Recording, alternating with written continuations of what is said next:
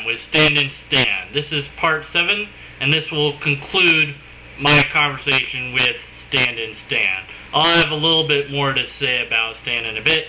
The conversation at hand, the topic is, what about internet trolls?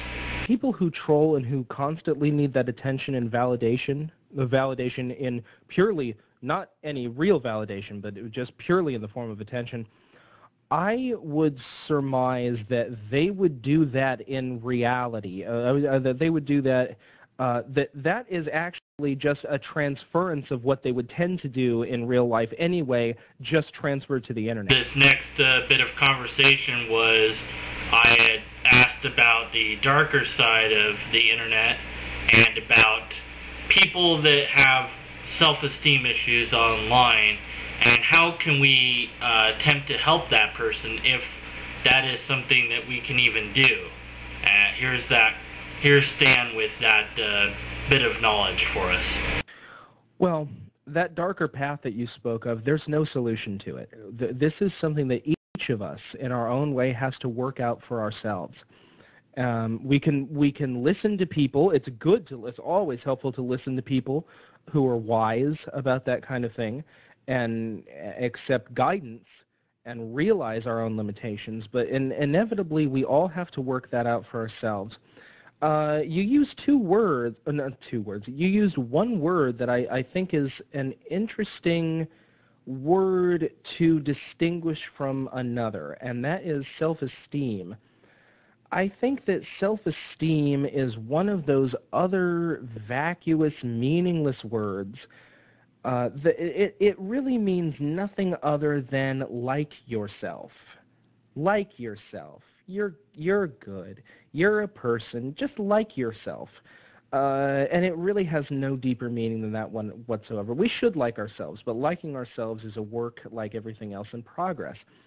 What I think is not gone, but starting to diminish in society today is a greater sense of self, and that is self-respect.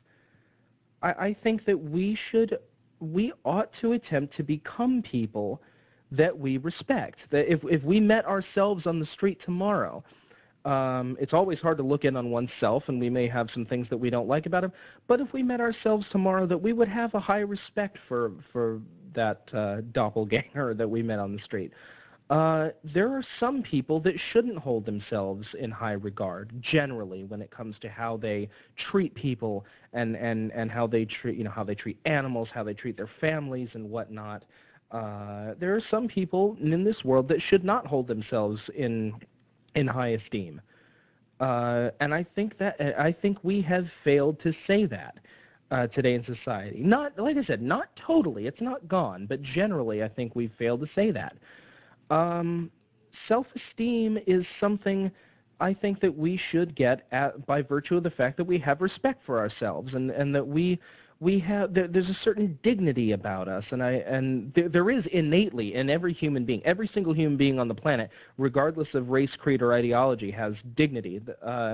But there's a certain respect that we ought to have for ourselves that involves respecting others and respecting the world around us. And I think that one particular value is misunderstood and diminishing in the world that we live in today. And that concludes this talk time with Stan and Stan. I thoroughly enjoyed this 3-hour conversation that I had. Of course, it's been condensed down and edited down to less than that for your listening pleasure. What can I say about Stan? He's a very thoughtful, critically analysis type, deep thinker, philosopher, theologian, has a lot of great thoughts to think about, very deeply thinking. He and his brother share a very interesting trait, and that is they like to debate, and they like it when other people have something to say in their debate.